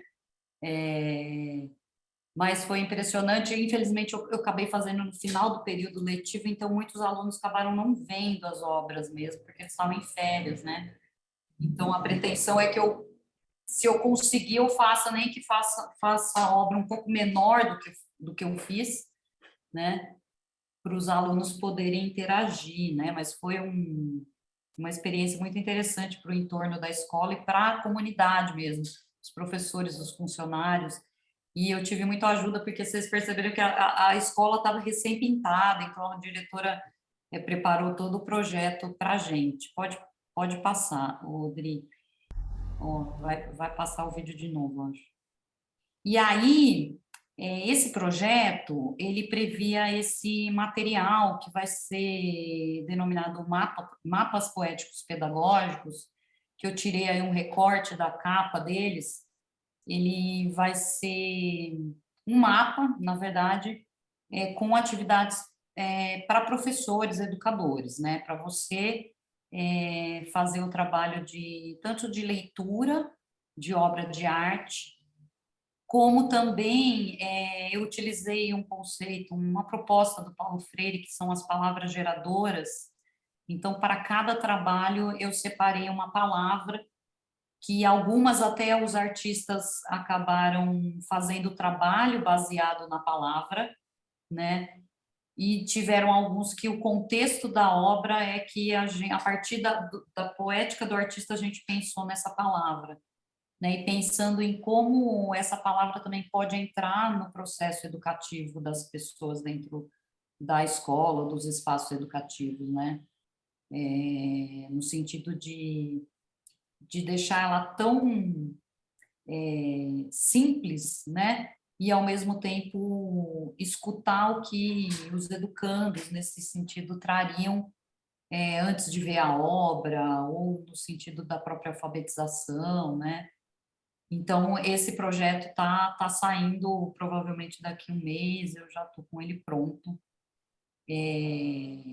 na rua, espero eu. E aí é legal porque os artistas, eles são de diversos lugares. Eu tive uma artista de origem tupinambá, então tive um coletivo que é de Porto Velho, que trouxe umas questões de arqueologia, então foi um projeto que teve uma diversidade cultural bem grande. uma artista que foi minha professora, que trabalha só com corpo gordo. Então, e eu trouxe esse projeto porque pode passar, Adri, porque eu acho que assim, até para a gente já começar o nosso processo de daqui a pouco partir para uma parte mais prática, né? Nesse processo de reflexão, eu acabei chegando a essa tríade, assim, né? Esse projeto acabou sendo um projeto que englobou as 3 áreas das quais eu faço parte e das quais o meu próprio trabalho traz, né? Que é uma junção de cultura, educação e arte, né? Porque a gente tem várias nuances nesse projeto que traz essa tríade, né? De você não fazer só um projeto de curadoria, porque esse edital ele era para pessoa física, então muitos artistas receberam a verba para fazer uma exposição, né? Não que isso seja menor, também é importante, mas nesse projeto eu quis trazer justamente essa parte de apoio aos educadores, né? De como fazer essas mediações com a obra, né? Então, eu trouxe essa experiência. Tem muito mais nas redes sociais, tá, gente? Eu também fiz um recorte para não ficar tão comprido assim, mas o projeto, ele tem essa pegada de estar no muro da escola, que é um espaço que ninguém usa, né? Muitas vezes é a divisão entre a comunidade e a escola, e esse projeto trouxe essa questão de você, o que é dentro da escola, o que é fora, o que a professora de arte está fazendo no muro lá fora, né? Por que a professora de arte está dando entrevista na televisão? Eles perguntavam isso para mim, né? Então, você se desloca também do lugar, mas você é professora de arte, mas o que mais você faz, né? Então, foi legal essa desconstrução também dentro da escola, que a gente pode criar com um projeto, né? De ter esses desdobramentos, de você atuar com vários públicos, e públicos de diversas naturezas e diversas origens, né? Então, deixo aí para a gente conversar um pouquinho, para a gente ver se a gente tem um tempinho para fazer uma atividade, ou pelo menos apresentar as ferramentas para vocês. Se alguém quiser falar, por favor.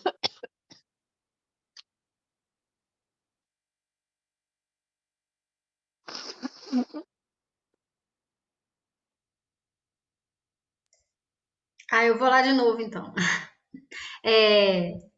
Uma vez num congresso, né, eu estava ouvindo uns relatos, né, de experiência de um Ceará, e ele comentando, né, que uma das maiores dificuldades que ele enfrentava como gestor público da cultura era o fato de que, né, a cultura é uma coisa enorme, né? Essa discrepância que você tem entre o espaço da cultura na nossa realidade, na vida cotidiana, e o espaço que a cultura ocupa dentro do poder público, né? Muitas vezes relegada lá à Secretaria de Educação, Cultura, Esporte, Lazer, Corte e Costura, né? E por aí vai, juntam tudo lá.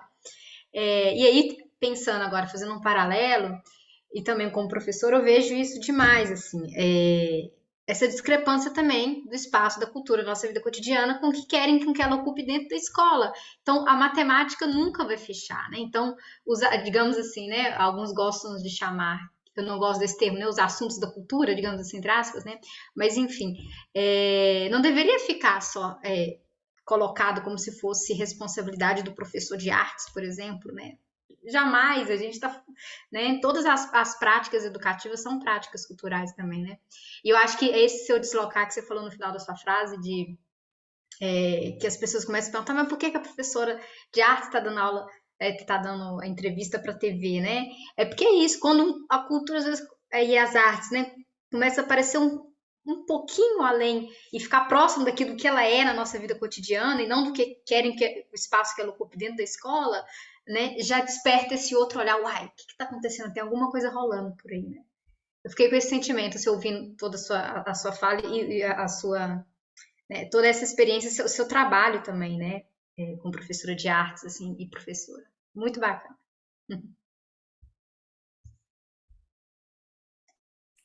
Eu até penso muito isso, porque você sabe que no meu primeiro emprego eu fui arte educadora da Secretaria de Cultura. Eu fui a primeira funcionária da cultura de Araraquara num cargo que se chamava arte educadora.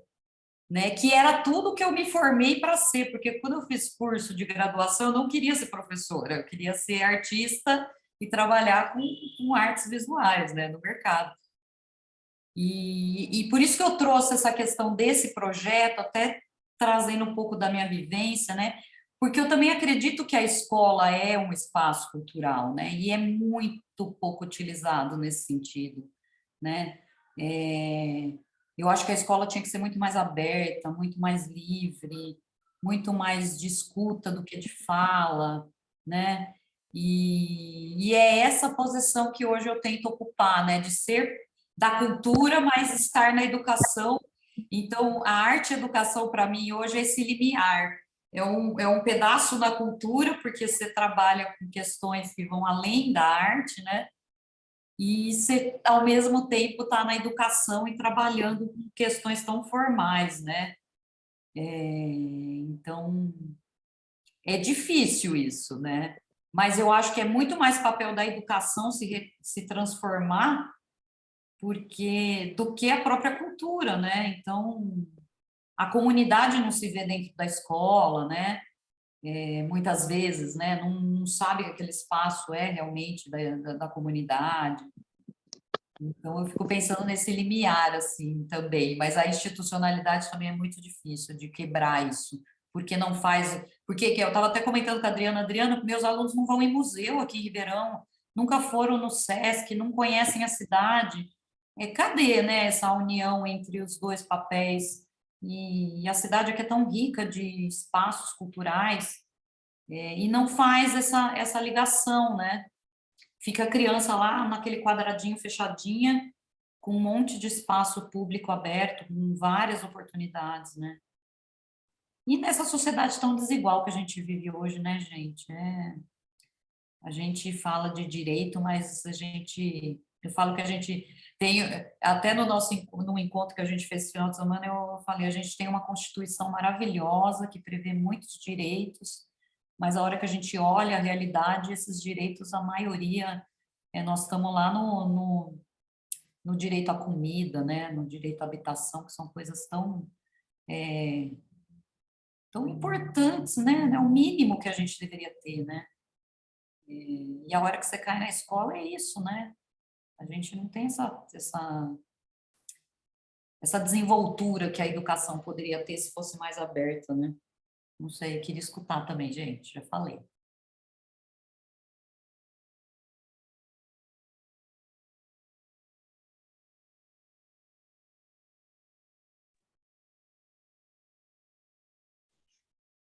Olá, boa noite.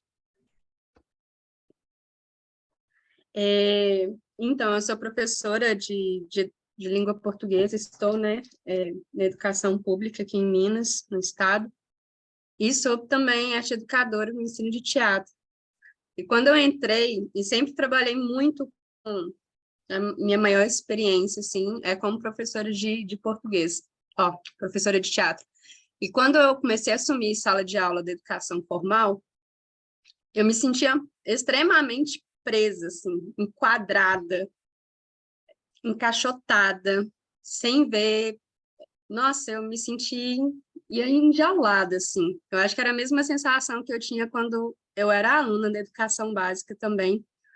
E que eu acho que é a mesma sensação hoje, conhecendo, estando mais tempo com os meus alunos nessa escola, que eles se sentem ali, né? E eu percebo, assim, nesse lugar da cultura, que eu vou tentando fazer esse trânsito, né? Entre dialogar o teatro com a literatura, que está muito conectado, inclusive é um trabalho, né, que eu faço no teatro com o meu grupo, dialogar o ensino da língua, as variações linguísticas com a cultura.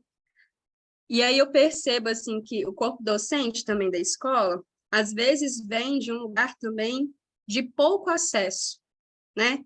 Que às vezes conseguiu acessar a graduação, se formou na licenciatura, vai para a escola, mas também é um público que não consome, não se reconhece como produtor cultural, né? Não reconhece que a convivência em determinada comunidade, seus hábitos, é cultura, né? ou consumir outros produtos, outras produções artísticas também, e outras manifestações culturais mais diversas. Então, quando fica sempre relegado ao professor de artes, essa função de conduzir algum movimento cultural dentro da escola, né? Como se a cultura não estivesse atravessando a vida de todo mundo e fizesse muita falta reconhecer isso, assim, para a formação de todos, e como que isso seria, né, se todos os professores, todos os educadores tivessem tido também esse acesso, como que a educação pública ali poderia ser mais fluida. Não estou falando que ia ser mais fácil, não, né? Longe desse lugar romantizado, mas poderia ser mais dialógica também, sabe? Mais fluida. A gente conseguiria, talvez, compreender muito mais os nossos alunos, suas formas de ser, de pensar, de agir. E é um pouco disso que a Ana May fala também, né? Então, quem geralmente, às vezes, também está trabalhando na educação pública, vem de um lugar de falta de acesso. E aí isso não se cria esse hábito. Então, quando a pessoa também tem condições um pouquinho, ela não vai consumir, ela não vai buscar esse conhecimento, ela não vai buscar essas discussões, né? E é isso, assim. E a vida do professor, né, gente? Na educação pública, sobretudo, uma labuta também.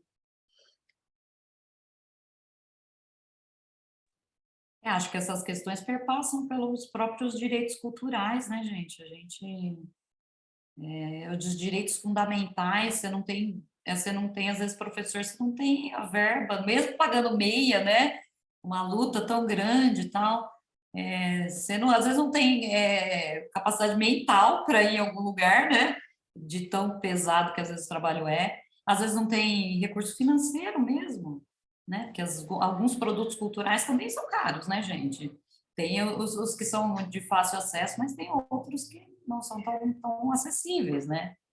Então, eu falo que hoje a gente tem que lutar por muito direito cultural, né? Tanto de fruição como de acesso.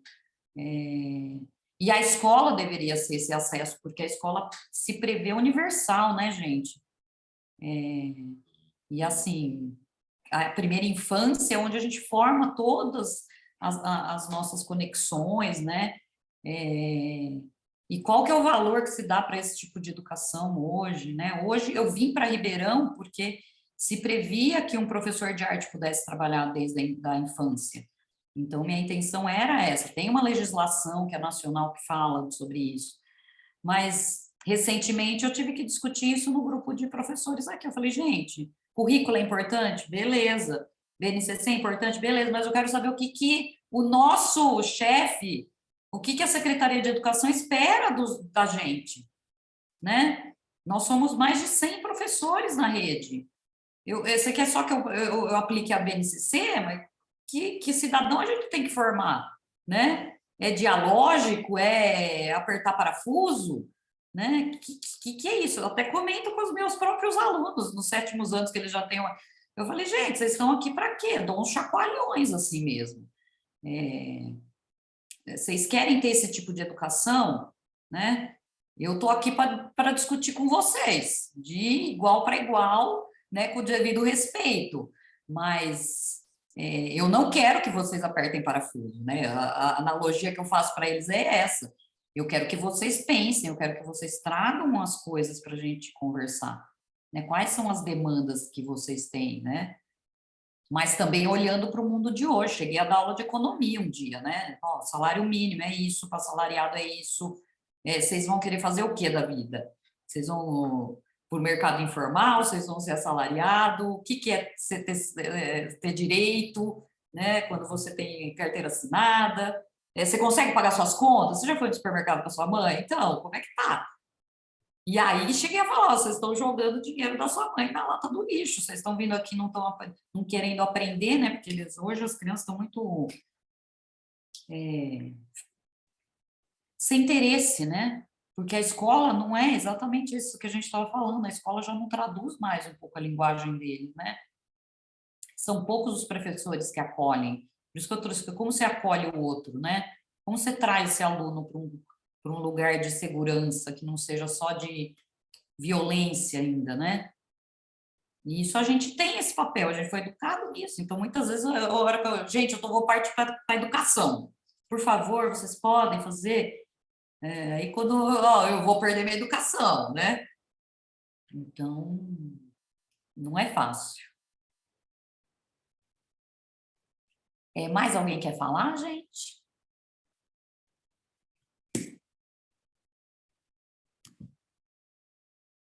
Então, eu acho que a gente pode só... Eu vou apresentar as ferramentas para vocês, gente, se vocês puderem ficar mais 5 minutinhos, e aí a gente pode fazer a atividade para vocês fazerem em casa.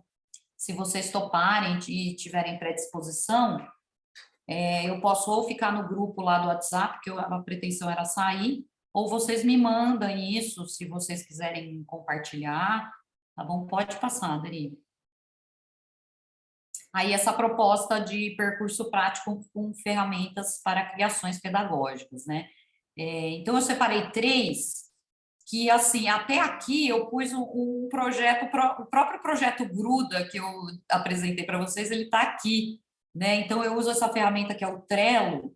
Eu não sei se vocês conseguem ver, eles são várias colunas, assim, e que é muito legal de organizar coisas, gente, principalmente o processo educativo, ou projeto, ele é compartilhável com outras pessoas, então você pode dar algumas tarefas para algumas pessoas. Hoje, o pessoal de tecnologia trabalha muito com Trello, né? Eles colocam um data limite em algumas situações, então é um mapeamento bem legal de vocês usarem, dependendo do lugar onde vocês estão. Então, eu trouxe as ferramentas que eu falei, a diversidade é tão grande, eu vou apresentar umas 3, que são as que eu uso, né? E aí vocês verificam se tem o interesse, porque são ferramentas realmente muito intuitivas, você vai usando. O Trello ainda acho que não tem a versão paga também, que você vai conseguindo outras coisas, mas a versão simples super dá certo, tá, gente? Pode usar que é boa. Só se você gostou muito da ferramenta, aí acho que compensa você comprar um plano e tal.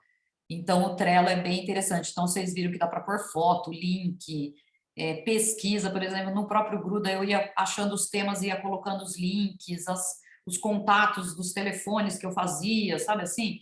E fica um registro do que você fez também, né? Então, hoje eu volto para lá e falo, nossa, olha o que eu pesquisei lá. Ainda mais hoje que eu estou realmente no âmbito da pesquisa, né? Me serviu como um lugar para relembrar o processo, né? Então, é bem interessante o Trello, deixo aí de dica. Pode passar.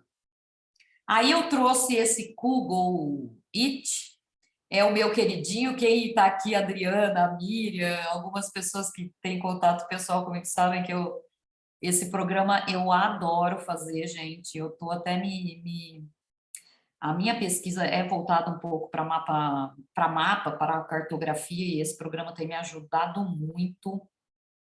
Ele é bem simples, e esse é um que, por exemplo, eu já estou quase assinando, porque eu quero fazer uns mapas bem diferentes, assim. E ele também pode ser um registro, então já fiz registro de reunião, recentemente acabei de fazer um registro de uma jornada, então você separa as cores, separa quem estava presente, é bem interessante de se fazer.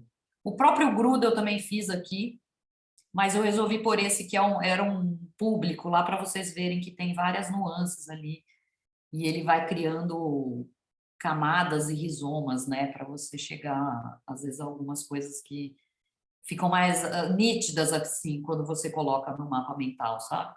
Então, eu deixo essa ferramenta também, que eu acho que é bem interessante. Pode passar.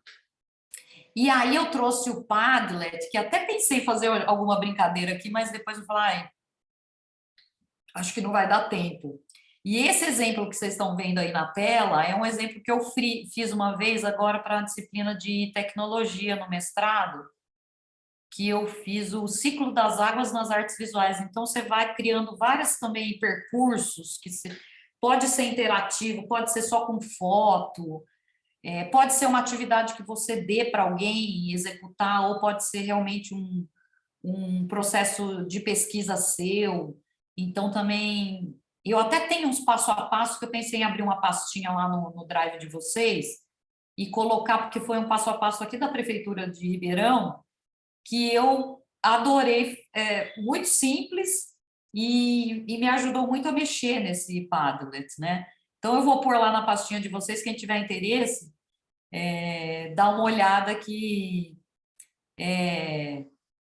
pode ser uma ferramenta bem interessante, dependendo de onde vocês estão atuando e de interação, né? Então, é isso. Pode passar. E aí, a atividade que eu queria deixar para vocês é o seguinte.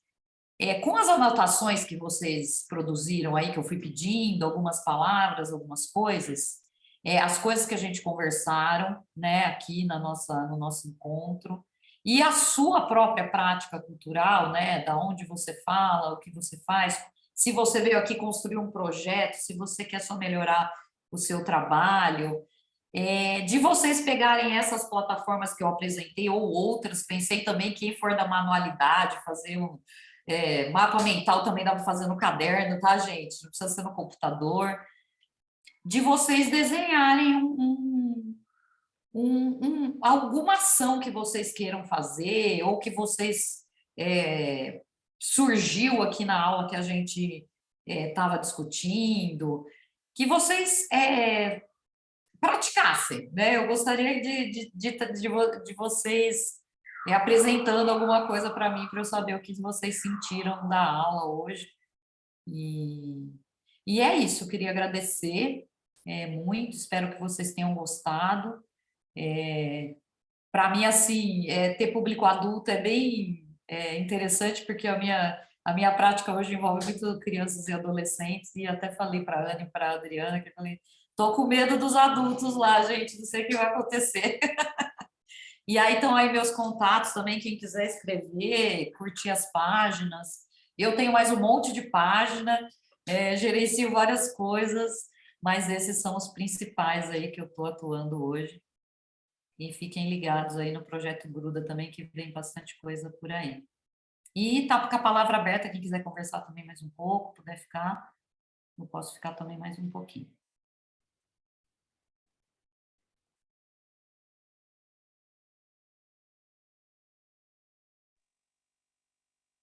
Nossa, maravilhoso esses exemplos aí de tecnologias. Coloca lá no Drive. Assim que você colocar, eu falo para o pessoal aqui.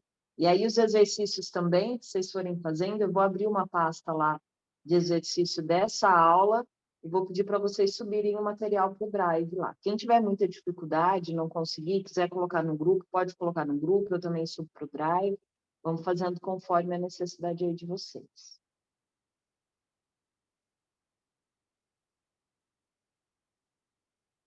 Alguém quer falar alguma coisa, complementar?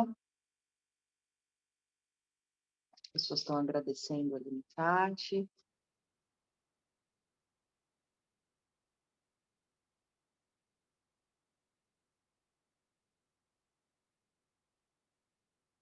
É um encontro que traz bastante reflexão, né? Acho que é por isso que a gente fica trazendo para a nossa realidade enquanto fazedor de cultura e também responsável por fruição, né? Onde a gente consegue encaixar tudo isso no nosso fazer.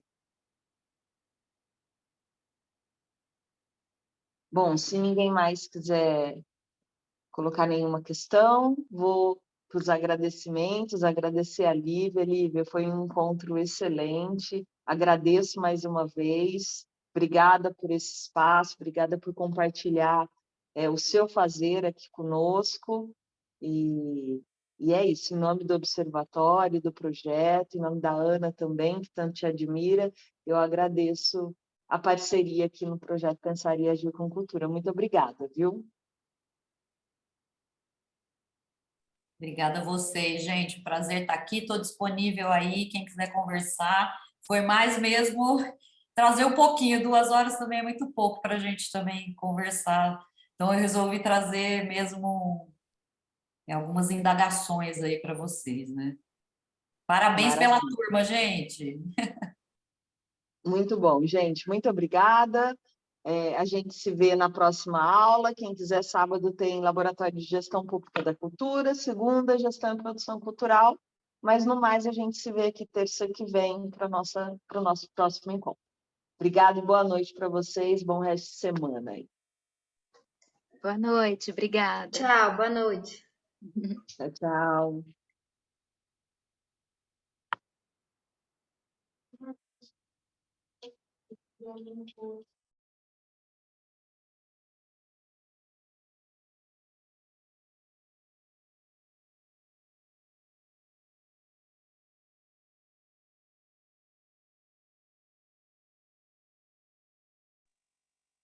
Vamos nos despedindo aqui. Obrigada, Rô. Obrigada, Lívia.